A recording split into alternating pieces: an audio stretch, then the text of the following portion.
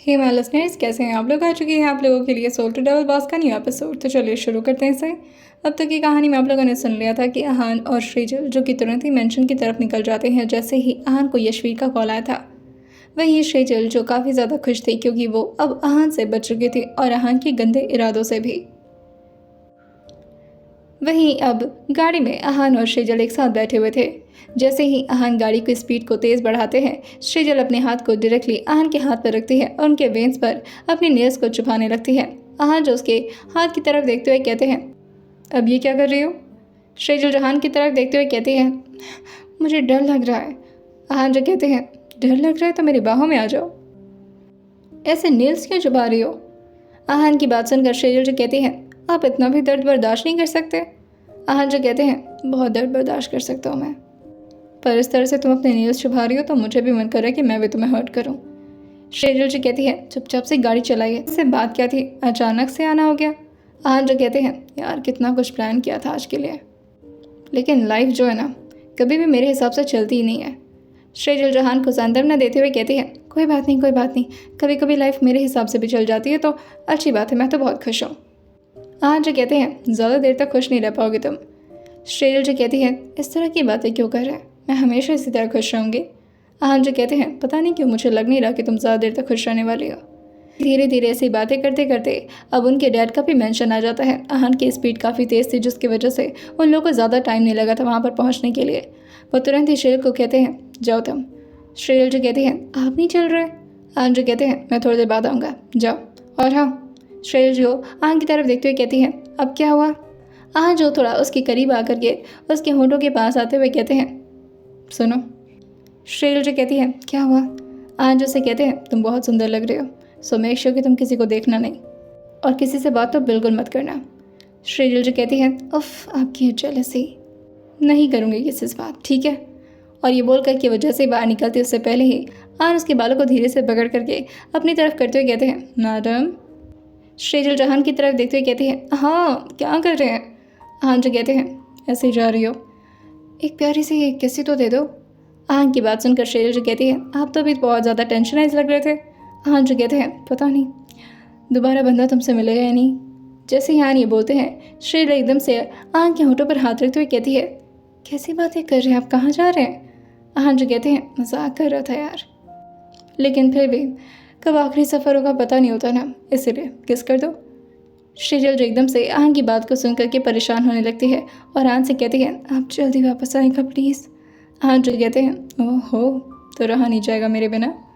श्रीजल जो कहती है, एक पल में इतना इमोशनल कर देते हैं, अगले पल एकदम नॉटी होने लगते हैं, क्या हैं आप। आहान जो कहते हैं, बहुत मिस्टीरियस हो, समझना मुश्किल है मुझे, जितना मुझे समझने की कोशिश करोगे उतना मुझ में उलझती जाओगी। अब चलो टाइम वेस्ट नहीं करो। और ये बोल करके वो श्रेजल के होठों की तरफ देखने लगते हैं। श्रेजल जो आहान के फोरहेड पर किस करते हुए कहती है, जल्दी वापस आएगा, कान्हा जी आपको सेफ रखें। आहान जो कहते हैं, रखेंगे बिल्कुल रखेंगे, अभी मुझे मेरी प्यारी सी बेटी भी तो चाहिए ना। श्रेजल मुस्कुराते हुए कहती है, हाँ हाँ आपके ये ड्रीम ज़रूर पूरे होंगे। और ये बोल करके वो गाड़ी से उतर जाती है। यशवीर तो पहले से ही रेडी था। जैसे ही श्रीजल निकली थी, यशवीर तुरंत ही आहान के पास आते हुए कहता है, सर हम चल सकते हैं। आहान जो कहते हैं, तुरंत चलो। और वह तुरंत ही ड्राइविंग सीट से उतरते हैं और आकर के पैसेंजर सीट पर बैठ जाते हैं। और वहीं यशवीर आकर के ड्राइविंग सीट पर बैठ करके ड्राइविंग करना शुरू कर देता है। वहीं यशवीर आकर के ड्राइविंग सीट पर बैठ चुका था और आहान पैसेंजर सीट पर। आहान जब अपने शर्ट के स्लीव्स को हल्का सा ऊपर फोल्ड करते हैं और अपने शर्ट के ऊपर के 2 बटन को खोलते हुए कहते हैं, क्या बात है और क्या हुआ। यशवीर जो कहता है, सर मैं आपको पूरा सिचुएशन समझाता हूँ। वो इस टाइम हम लोग इंगेजमेंट वगैरह में थोड़ा बिजी हो गए थे, इस वजह से वहाँ से सिक्योरिटी सिस्टम थोड़ा कम हो गई थी और मेरा भी ध्यान वहाँ पर ज़्यादा था नहीं। इसी का फ़ायदा उठा करके वो तीनों लोग मिलकर के वहाँ से भागने की कोशिश कर रहे थे। हमने उन्हें वो पुराने वाले क्वार्टर्स में रखा है जहाँ पर हमारी कंपनी का सारा वेस्ट मटेरियल वगैरह रखा था। हाँ जो कहते हैं, what you mean by that, वो तीनों लोग निकल गए हाथ से। यशवीर जो कहता है, नहीं सर, वैसे तो तुरंत ही मुझे कॉल आया था तो मैंने तुरंत ही आपको टेक्स्ट भी किया था। हाँ जो कहते हैं, तो तुम मुझे बात बताओगे कि वो लोग भागे या बचे या क्या हुआ उनका। यशवीर जो कहता है, सर वो लोग भागने की पूरी कोशिश कर रहे थे और कोई ऑप्शन नहीं था हमारे पास। तो हाँ जो कहते हैं, तो यशवीर जो थोड़ा घबराते हुए कहता है, सर आपके बिना परमिशन के हमें उन्हें शूट करना पड़ा। आहन जैसे ये सुने थे वो एकदम से यशवीर की तरफ घूमते हुए कहते हैं, व्हाट? मेरे बिना परमिशन के उन लोगों को शूट कर दिया? What do mean by that? Yashveer जो थोड़ा घबराते हुए कहता है, सर वो बस विराज ओबेरॉय और श्रवण को मारना पड़ा। आहन जो कहते हैं, and what about my mom? लेकिन ये बोलते बोलते वो एकदम से रुक जाते हैं और दूसरी तरफ देखते हुए कहते हैं, आई मीन उस औरत का क्या हुआ? यशवीर जो कहता है, सर उन्हें हम कैसे मार सकते थे, वो आपकी मॉम। लेकिन ये बोलते बोलते वो भी रुक जाता है और वो कहता है, आई मीन हमें इतनी भी अथॉरिटी नहीं मिली है सर, इस वजह से हमें उनको रोकने के लिए उनके पैर पर शूट करना पड़ा। आहन जैसे ही सुनते हैं वो एकदम से अपनी मुट्ठी को बंद करते हुए कहते हैं, ओह माय गॉड, और अभी वो कहाँ पर है? यशवीर जो कहता है, सर अब उन्हें हम किसी हॉस्पिटल नहीं ले जा सकते क्योंकि उनको ऑलरेडी डेथ सर्टिफिकेट बन चुका है और पूरी मीडिया को ये बात अच्छे से पता है कि वो मर चुकी है। दैट्स वाई हम कोई रिस्क नहीं ले सकते, इसलिए हमने कॉटेज में ही डॉक्टर्स वगैरह को बुलवा करके सारे इंतज़ाम कर लिए हैं। वो इस वक्त हमारे कॉटेज में ही हैं। हाँ जो पूछते हैं, इज शी ओके? यशवीर जो कहता है, हाँ सर अभी तो इनकी कंडीशन ठीक है। हाँ जो कहते हैं, तो हम जा कर आ रहे हैं। यशवीर जो कहता है, सर उनसे मिलने। जैसे हाँ ये सुनते हैं वो यशवीर की तरफ देखते हुए कहते हैं, तो ये प्रॉब्लम थी तुम्हारी और मुझे तो मन। यशवीर जो कहता है, सर अगर उन्हें कुछ हो गया तो कम से कम आप आखिरी बार उनसे मिल देते। हाँ जो कहते हैं, उन्हें कुछ क्यों होगा? उन्हें कुछ क्यों होगा? यशवीर जो कहता है, सर क्योंकि ब्लड लॉस काफ़ी ज़्यादा हो गया है तो इस वजह से डॉक्टर ने बोला कि आपको तुरंत ही इन्फॉर्म कर दूँ। वहीं यशवीर जो कहता है, सर सिर्फ 5 मिनट में कॉटेज आ जाएगा। आहन जैसे ही सुने थे उनका दिमाग और ज़्यादा ख़राब हो जाता है और वह कभी अपने शर्ट के स्लीव्स को हल्का ऊपर करते तो कभी अपने माथे के पसीने को अपने हैंकरचीफ से पोंछने लगते। उनकी एक्टिविटी में धीरे धीरे अब चेंजेस आने लगे थे जो कि यशवीर भी नोटिस कर लेता है, मगर वो कुछ कहता नहीं। लगभग 5 मिनट पूरे होते हैं और अब उनका कॉटेज आ चुका था। वो काफ़ी आउट एरिया में था और वहाँ पर एक एम्बुलेंस भी खड़ी थी। वहीं यशवीर जो आहन को देखता है तो आहन अभी भी वहीं अपने पैसेंजर सीट पर ही बैठे हुए थे। यशवीर खुद ही आकर के उनकी तरफ का दरवाज़ा खोलते हुए कहता है, सर। आहन जो थोड़ा गहरी गहरी सांस भरते हुए कहते हैं, हाँ बोलो। यशवीर जो कहता है, सर आपको उतरना है। आहन जो कहते हैं, ओह या। और वो थोड़ा घबराते हुए नीचे की तरफ उतर जाते हैं। वो अपने हाथ में फ़ोन भी लिए हुए थे मगर उनके हाथ के कांपने की वजह से उनका फ़ोन जो कि नीचे की तरफ गिर जाता है, लेकिन वो अभी नीचे गिर पाता उससे पहले यशवीर उसे कैच करते हुए कहता है, सर आर यू ओके? आहन जो कहते हैं, या आई एम फाइन। और ये बोल करके वो धीरे धीरे कदमों से अंदर बढ़ने लगते हैं। यशवीर जो उनके ठीक बगल में ही चलता जा रहा था और वहीं सारे बॉडीगार्ड्स जो पीछे की तरफ खड़े हो गए थे। यशवीर जो उस रूम का दरवाज़ा खोलते हुए कहता है, सर अब यही। आहन जो कहते हैं, यहाँ अंदर वो है। यशवीर जो कहता है, जी सर नम्रता मैम यहीं पर है। आहन जो कहते हैं, ओके। यशवीर जो कहता है, सर चले? आहन जो कहते हैं, हाँ चलो। और ये बोल करके वो रह करके कभी अपनी मुट्ठी को कस के बंद करते तो कभी अपने चेहरे को इधर उधर करने लगते। वैसे तो वो बहुत बड़ी बिल्डिंग थी, लेकिन उस बिल्डिंग के अंदर एक रूम था जो कि पूरी तरह से खाली था। वहाँ पर एक बेड लगा हुआ था और साथ में कुछ मशीन्स वगैरह जो कि अभी अभी नम्रता जी के लिए लगाया गया था ताकि उन्हें ज़्यादा प्रॉब्लम ना हो। साथ में वहाँ पर 2-3 डॉक्टर्स भी थे जो कि लगातार नम्रता जी की हालत को चेक कर रहे थे। आहन को आता देख करके वो डॉक्टर्स एकदम से वहाँ से जाने लगते हैं, लेकिन तभी आहन डॉक्टर को रोकते हुए कहते हैं, क्या कंडीशन है? वो डॉक्टर जैसे ही आहन को इस तरह से हकलाता वो देखते हैं, वो अपने मास्क को निकालते हुए कहते हैं, sir she is fine but I don't think so कि ज़्यादा देर तक। आहन जो कहते हैं, what do you mean by ज़्यादा देर तक? क्या डू यू थिंक दैट कि ये ज़्यादा देर तक जिंदा नहीं रह सकती? ऐसा कुछ नहीं होना चाहिए। वो डॉक्टर जो कहता है, नहीं सर मेरा वो मतलब नहीं था, मैंने ये कहा कि ज़्यादा देर तक ये होश में नहीं रह पाएंगी। एक्चुअली इन्हें पेन हो रहा है जिसकी वजह से हमने एनेस्थेसिया दे दिया है, थोड़ी देर में ही काम करना शुरू कर जाएगा। आहन जो कहते हैं, ओके ठीक है जा सकते हैं आप लोग। यशवीर जो कहता है, सर आए आप मिल लें। आहन जो कहते हैं, जा रहा हूँ मैं। यशवीर जो कहता है, जी सर। आहन जो कहते हैं, ज़रा श्रेजल को कॉल लगाना। और ये बोलते बोलते कभी उनका हाथ वाइब्रेट करता तो कभी आन के पूरी शरीर। लेकिन वो अपने सारे कंडीशन को पूरी तरह से इग्नोर करने की कोशिश कर रहे थे। यशवीर जो तुरंत ही आन को फ़ोन लगा करके अभी दे ही रहा था, लेकिन तभी धीरे से नम्रता जी जो कि आन की तरफ देखते हुए कहती हैं, आहान। जैसे ही नम्रता जी की आवाज़ आहान के कानों में पड़ी थी, आहान दूसरी तरफ देखते हुए एकदम से अपनी आंखों को बंद करते हुए कहते हैं, नो नो, तुम अपना कंट्रोल लूज नहीं कर सकते आहान। You are fine, you are fine. तुम्हें फेस करना होगा इन्हें। नो, तुम कमज़ोर नहीं हो आहान, खुराना हो तुम। उनके माथे से पसीने लगातार अब उनके फेस पर आने लगे थे और उनका पूरा फेस भी अब धीरे धीरे लाल होना शुरू हो गया था। वो लगातार अपने हाथ को दबाए जा रहे थे ताकि वो अपने आप को कंट्रोल कर सके, लेकिन उनसे अब और ज़्यादा बर्दाश्त नहीं हो पाता। वही नम्रता जी फिर से अपने हाथ को हल्का सा उठाते हुए कहती हैं, मेरा बच्चा। जैसे ही उन्होंने इतना बोला था, आहान एकदम से यशवीर के कंधे को पकड़ते हुए कहते हैं, मुझे सफोकेशन हो रही है, हवा चाहिए मुझे।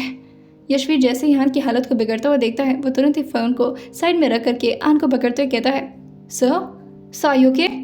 आहान जो कहते हैं, मुझे यहाँ से ले चलो Yashveer, I am not okay. जैसे यशवीर आहान की हालत देखता है, वो तुरंत ही ब्लूटूथ से कनेक्ट करते हुए सारे बॉडीगार्ड्स को अंदर की तरफ बुला देता है और वहीं सारे बॉडीगार्ड्स मिल करके आहान को हल्का सा उनकी हेल्प करते हुए बाहर की तरफ लेकर आते हैं। और अब आहान की हालत पूरी तरह से ख़राब हो चुकी थी और अब वो अपने दिल पर हाथ रख के एकदम से फेंट हो चुके थे। आहान की आंखें जैसे ही बंद होती हैं, यशवीर ज़ोर से चिल्लाता है, सर। यशवीर बिना देर किए आहान को तुरंत ही एम्बुलेंस में ले जा कर के शिफ्ट करवाता है। वो आहान की कंडीशन को अच्छे से समझता था कि उन्हें अपनी मॉम से रिलेटेड कितना बड़ा ट्रॉमा है और वो अपनी मॉम के बारे में भी बात करने से काफ़ी ज़्यादा कतराते थे। वो सिर्फ नाटक करते थे कि उन्हें गुस्सा आ रहा है, बट एक्चुअल में उनकी पूरी शरीर कांप जाती थी और अभी भी वो पूरी तरह से अपने ट्रॉमा से उभरे नहीं थे। यशवीर जौहान का हाथ पकड़ते हुए कहता है, सर कुछ नहीं होगा आपको, कुछ नहीं होगा सर आपको। और वहीं दो डॉक्टर्स जो कि अभी एम्बुलेंस में ही उनके साथ बैठे हुए थे। यशवीर उन डॉक्टर्स को देखते हुए कहता है, सर को कुछ नहीं होना चाहिए, कुछ भी करिए आप लोग। वही वो डॉक्टर जो कहते हैं, ओके हम चेक करते हैं क्या प्रॉब्लम हुई है। वही यशवीर तुरंत ही एम्बुलेंस को चलाने के लिए बोल देता है और वो तुरंत ही बाहर निकल करके अपनी गाड़ी में बैठ जाता है। एम्बुलेंस आगे आगे चल रही थी और वहीं पीछे पीछे यशवीर अपनी गाड़ी को ड्राइव कर रहा था। यशवीर जो आहान की कंडीशन को लेकर के काफ़ी ज़्यादा परेशान हो गया था और वो अपना फ़ोन निकालते हुए ऋषि को कॉल लगाने वाला होता है, लेकिन फिर वो तुरंत ही फ़ोन को रखते हुए कहता है, नहीं, आज उन लोग का बहुत बड़ा दिन है। मैं नहीं चाहता कि इस बारे में उन लोग को पता चले और वो लोग भी परेशान हो जाए। आहान सर की जो भी कंडीशन है उसे मैं अकेले संभाल सकता हूँ, लेकिन फिर उसे खुद लगता है कि इस बारे में उसे किसी न किसी को तो बता ही देना चाहिए। कम से कम पार्थिव को तो आहान के बारे में जानने का हक है। वहीं दूसरी तरफ आहान के डैड के मेंशन में श्रीजल जो आयु के साथ थी और वहीं रिया और लिली भी उन्हीं लोग के साथ थी। श्रुति जो बार बार शेर को देख देख करके काफ़ी ज़्यादा स्माइल किए जा रही थी, मगर श्रुति का चाल बिल्कुल भी ठीक नहीं लग रहा था। वो शेर को देख देख करके अंदर ही अंदर जल भुन रही थी। सब कुछ अभी अच्छा चल रहा था। पार्थिक भी आयु के साथ ही खड़ा था और वहीं आयु और पार्थिक आपस में आंखों के इशारे में कुछ बातें किए जा रहे थे और श्रेजल को देख देख करके मुस्कुराए भी जा रहे थे। पार्थिक जो श्रेजल से पूछता है, वैसे भाई कहाँ गए? श्रेजल जो कहती है, वो आ रहे होंगे, बोला थे तो जल्दी आ जाएंगे पर अभी तक आए नहीं, कुछ काम से गए हैं। सब लोग अभी काफ़ी अच्छे से गॉसिपिंग कर रहे थे। ऋषि भी श्रुति के बगल में आते हुए कहता है, क्या बात है, आप परेशान लग रही हैं? श्रुति जो कहती है, परेशान नहीं हो, बस थोड़ी फिक्रमंद हो। ऋषि जो कहता है, और वो किसके लिए जान? श्रुति जो कहती है, पता नहीं क्यों पर श्रेजल के लिए थोड़ी फिक्र सी हो रही है। ऋषि जो कहता है, तुम्हें उसके लिए कब से फिक्र होने लगी? मुझे तो लगा था कि तुम्हें उससे जलन होनी चाहिए। श्रुति जो कहती है, उससे जलन? उस चीपस्टर से क्या जलन करूंगी मैं? पर बेचारे को देखकर ऐसा लगता है कि इसके साथ कुछ गलत होने वाला है। ऋषि जो कहता है, उसके साथ तो ऑलरेडी बहुत कुछ गलत हो चुका है श्रुति। यार पता नहीं क्यों, लेकिन मुझे ऐसा लगता है ना कि आहान और श्रेजल ना एक दूसरे के लिए एकदम परफेक्ट हैं। मतलब जिस तरह से आहान की लाइफ बीती है, उसके बाद श्रेजल का आना, और जो भी श्रेजल ने सफ़र किया है और जितना मुझे उसके बारे में पता है, उसके घर में उसके साथ कुछ बहुत गलत होता था। और इस तरह से अहान और श्रेजल एक दूसरे के लिए एकदम परफेक्ट हैं। श्रुति जो कहती है, क्या मतलब, क्या गलत हुआ उसके साथ? ऋषि श्रुति से बताता है, ये अपनी बुआ के घर पे रहती थी, अनाथ है बेचारी। जैसे ही श्रुति ये सुनती है वो ऋषि की तरफ देखते हुए कहती है, व्हाट, अनाथ है ये? My gosh. वहीं ऋषि जो आगे कहता है, इसे इसकी बुआ के पास छोड़ दिया गया था और इसकी बुआ ने इसके साथ बहुत गलत किया है, ऐसा मुझे सुनने में आया था। और तुम्हें पता है, पहले तो हान ने भी ना इसके साथ बहुत गलत किया यार, इसको बहुत ही डरा कर रखता था। और तुम तो जानती हो हान खुराना को, ऐसे खरीद कर लाया था वो। श्रुति जो कहती है, ओह माय गॉड, ये ज़बरदस्ती की शादी थी राइट? ऋषि जो कहता है, हाँ ज़बरदस्ती की शादी थी। इवन सच कहूँ तो ये तो शायद भाग भी रही थी। यशवीर बता रहा था मुझे कि शादी से भाग करके कहीं दूर जाने वाली थी, लेकिन तब तक अहान रास्ते में मिल गया इसे। बहुत कुछ सफ़र किया यार, अब जा कर के तो सब कुछ शॉर्ट आउट हुआ है। भगवान इन दोनों को हमेशा खुश रखे। श्रुति जो खुद से कहती है, ओह माय गॉड, मैं ये क्या करने जा रही थी? मुझे तो लगा था कि ये लड़की अहान को बस सिर्फ फंसाने के लिए आई है, या फिर ये बाकी लड़कियों की तरह है जो सिर्फ अहान पर मरती हैं। इसकी ज़बरदस्ती शादी और ये सब, no Shruti, no no no no, you can not do this. लेकिन अब तो सारी प्रॉब्लम हो चुकी है, मैंने गलती कर दी, अब क्या करूं मैं? जो रायता फैला है उसे कैसे समेटूंगी अब? ऋषि जो कहता है, कौन से ख्याल में गुम हो गई? श्रुति जो कहती है, कुछ नहीं, वो तुम एक मिनट रुको, मैं ज़रा किसी से फ़ोन पर बात करके आती हूँ, कुछ बहुत ही इमरजेंसी याद आ गया मुझे। ऋषि जो कहता है, ओके नो प्रॉब्लम, और वैसे भी इतना एक्सप्लेनेशन देने की ज़रूरत नहीं है, आई ट्रस्ट। श्रुति जो ऋषि की तरफ देखती है और फिर उसको साइड से हक करते हुए कहती है, आई लव यू ऋषि। ऋषि जो कहता है, क्या बात है, आज तो बड़ी रोमांटिक हो रही है। श्रुति जो कहती है, रोमांटिक नहीं हो रही हूँ, बस अपनी फीलिंग्स बयां कर रही थी। अच्छा मैं आती हूँ हाँ। और ये बोल करके वो तुरंत ही फ़ोन पर किसी से बात करने के लिए चली जाती है। वहीं अब ऋषि भी आकर के उन लोगों के टीम में शामिल हो गया था और श्रेजल से वो भी काफ़ी अच्छे से बातें करना शुरू कर देता है। सब कुछ अभी ठीक ठाक चल ही रहा था कि तभी पार्थिक के फ़ोन पर यशवीर का कॉल आता है। यशवीर का कॉल देख करके पार्थिक फ़ोन उठाते हुए कहता है, हेलो, अरे भाई कहाँ हैं आप? आपकी रिया जी परेशान। उसने इतना बोल रही था कि तभी यशवीर जो कि थोड़ी डीप आवाज़ में बोलता है, पार्थिक मेरी बात ध्यान से सुनो, अभी किसी को भी इस बारे में बताना मत। लेकिन जैसे ही पार्थिक ये सुनता है यशवीर से, वो तुरंत ही आगे पूछता है, क्या बात है भाई? यशवीर जो कहता है, तुम अकेले जाओ कहीं ऐसी जगह पर जहाँ पर हमारी बातें कोई ना सुन पाए। पार्थिक जो कहता है, ओके, और ये बोल करके वो थोड़े कॉर्नर साइड में जाते हुए कहता है, हाँ भाई बोलिए। यशवीर जो कहता है, देखो घबराने वाली कोई बात नहीं है, वो आहान सर की थोड़ी तबीयत खराब हो गई है। पार्थिक जो कहता है, व्हाट, भाई की तबीयत खराब हो गई है? मैंने तो कभी उनकी तबीयत खराब होते हुए नहीं देखा। पर यशवीर जो खुद से ही कहता है, तुम्हें उनके बारे में कहाँ कुछ पता है पार्थिक? इतना दर्द समेट करके बैठे हैं वो अपने दिल में, किसी भी हालत में भगवान उनको जल्द से जल्द ठीक करे। और वह यशवीर आगे की बात को कंटिन्यू करते हुए कहता है, मैं उन्हें हॉस्पिटल लेकर आया हूँ, तो मैं एड्रेस भेजता हूँ, तुम भी आ जाओ। और हाँ, कोशिश करना कि तुम्हारे साथ ज़्यादा लोग ना आए, और स्पेशली श्रेजल मैम को इस बारे में कुछ ना पता चले, वो घबरा जाएंगी। पार्थिक जो कहता है, हम तुरंत आते हैं। और ये बोल करके वो फ़ोन कट कर देता है।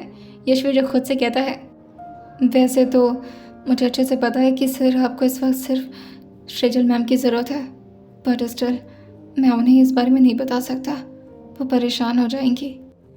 वही पार्थिक एकदम से परेशान होते हुए ऋषि के पास आता है और उसे साइड से अपने पास बुलाते हुए कहता है, भाई वो एक प्रॉब्लम हो गई है, जल्दी चलना पड़ेगा।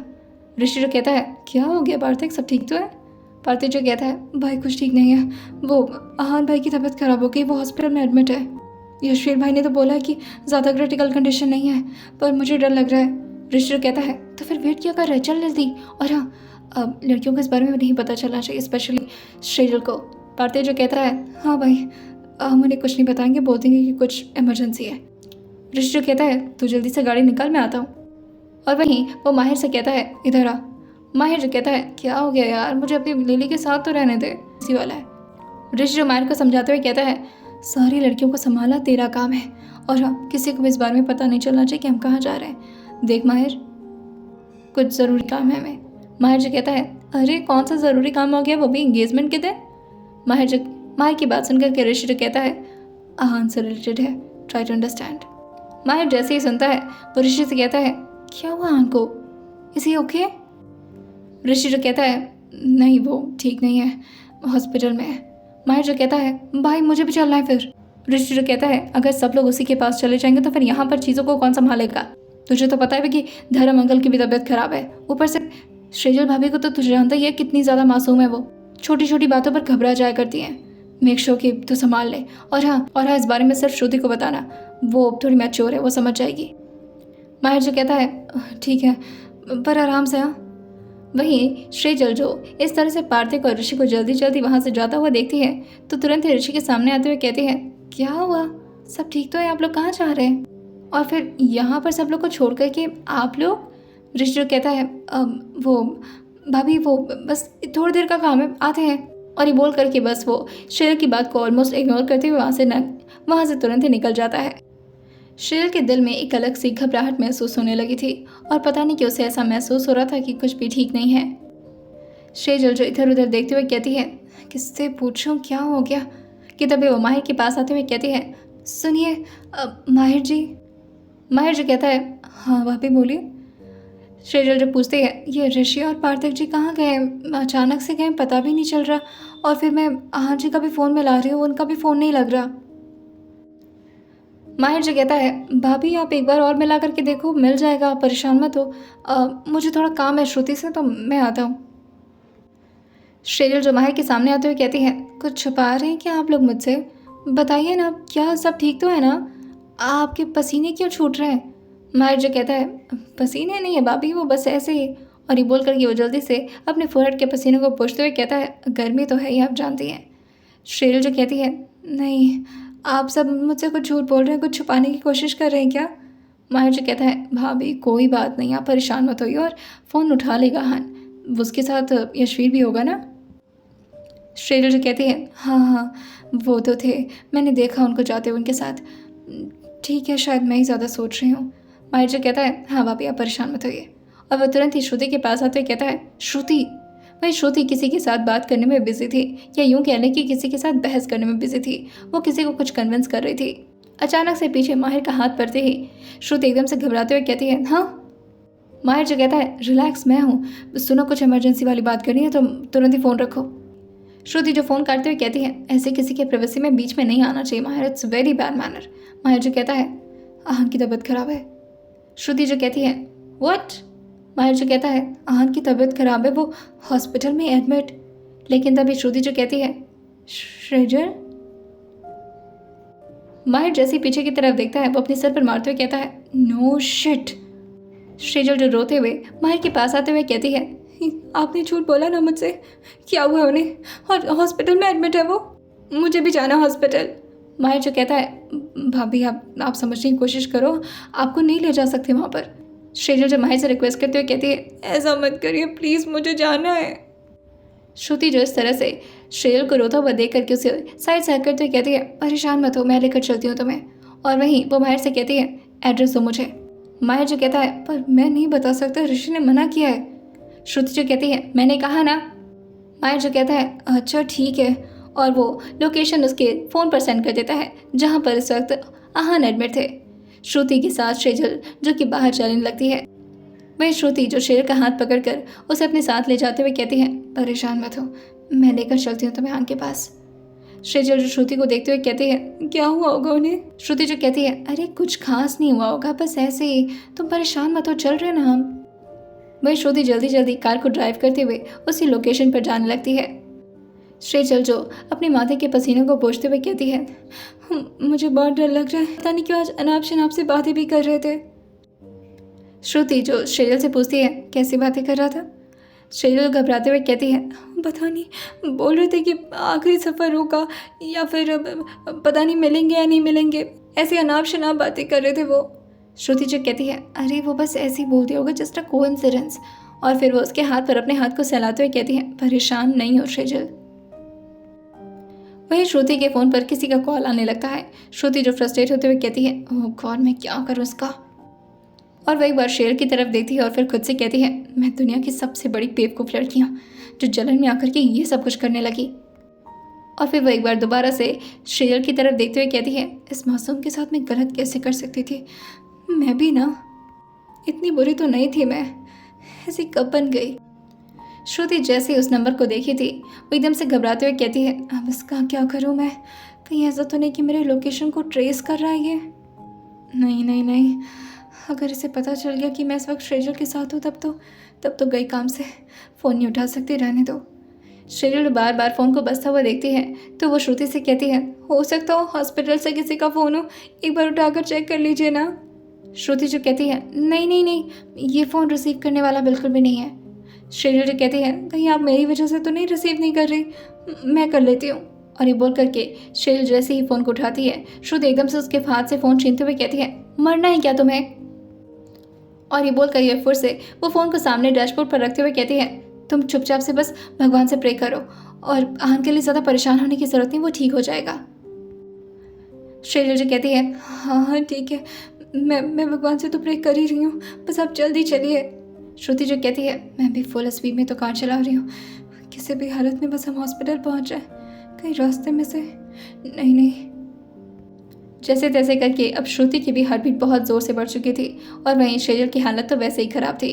अब वो लोग फाइनली हॉस्पिटल पहुंच भी जाते हैं और जैसे ही हॉस्पिटल का लोकेशन आया था श्रुति जो तुरंत ही गाड़ी का दरवाज़ा खोलती है और श्रेजल भी। श्रुति जो जल्दी से अपना फ़ोन निकाल करके श्रेजल के साथ दौड़ते हुए अंदर की तरफ आने लगती है। श्रेजल जो कहती है, आपको पता है वो कौन से रूम में है। श्रुति जो कहती है, हाँ यहाँ पर बहुत सारे लोग हैं, हम चल करके पूछ लेते हैं। वही वो तुरंत ही अपने फ़ोन से ऋषि को कॉल लगाते हुए कहती है, हेलो। दूसरी तरफ से ऋषि जो कहता है, हाँ हेलो श्रुति, सब ठीक तो है वहाँ पर। श्रुति जो कहती है, वहाँ पर मत करो, हम लोग हॉस्पिटल में, ये बताओ कि आहन कहाँ पर है। ऋषि जो कहता है, व्हाट, तुम यहाँ पर आ गई, मुझे तो लगा था कि तुम मैच्योर हो। श्रुति जो कहती है, मेरे पास टाइम नहीं है, श्रेजल अपना हालत बुरा कर लिया रो रो करके। ऋषि जैसे ही सुनता है वो कहता है, ओ माय गॉड, भाभी को भी पता चल गया, अरे यार। श्रुति जो कहती है, कम ऑन रूम नंबर बताओ यार। वैसे ऋषि ने रूम नंबर बताया था। श्रुति जो शेर को लेकर के भागते हुए वहीं पर आना शुरू कर देती है। श्रुति जो शेर का हाथ पकड़ती है और जल्दी जल्दी उसके साथ उसी रूम नंबर के सामने आ जाती है। फाइनली अब लोग वहां पर पहुंच चुके थे।